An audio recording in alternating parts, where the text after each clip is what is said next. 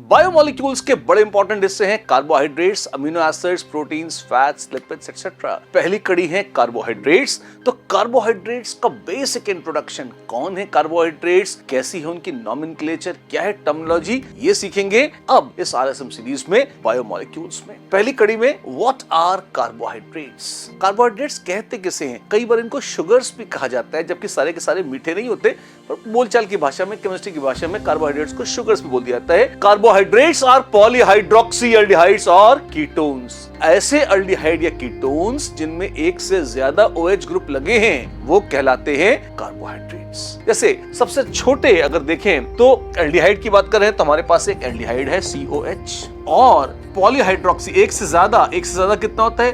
कम से कम दो तो ही। तो अगर मेरे पास है CHO, CHOH, CH2OH, ये है सबसे छोटा कार्बोहाइड्रेट। अगर आप देखें 3 कार्बन का है, इसे हम कहते हैं ग्लिसरैल्डिहाइड।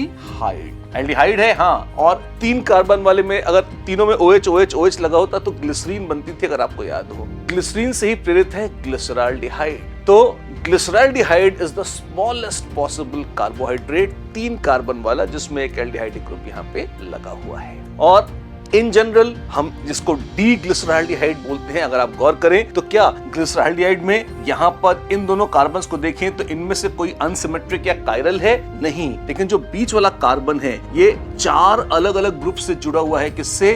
CHO, H, OH और CH2OH। तो ये जो बीच वाला कार्बन है ये अनसिमेट्रिक या कायरल कार्बन है। इसी को अगर हम फिशर प्रोजेक्शन में लिखें ऐसे आ जाएगा। 2 तरह से बन सकता है, या तो ये और या फिर यहीं पे CHO। इसी की मिरर इमेज ले लीजिए इस तरह से। जो कायरल सेंटर है वो मिरर हो जाएगा, OH जो यहाँ राइट पे था वो लेफ्ट पे आ जाएगा। अगर इसकी कॉन्फ़िगरेशन लिखेंगे RS में तो ये R कॉन्फ़िगरेशन है और ये S कॉन्फ़िगरेशन है। अगर पोलैरिमीटर ट्यूब में डाल के एक्सपेरिमेंट्स करेंगे तो देखेंगे कि ये डेक्स्ट्रो रोटेटरी है, और इसी वजह से ऐतिहासिक रूप से इसे डीग्लिसरैल्डिहाइड कहा गया। दूसरा वाला लीवो रोटेटरी है तो ये L ग्लिसरैल्डिहाइड कहा जाएगा।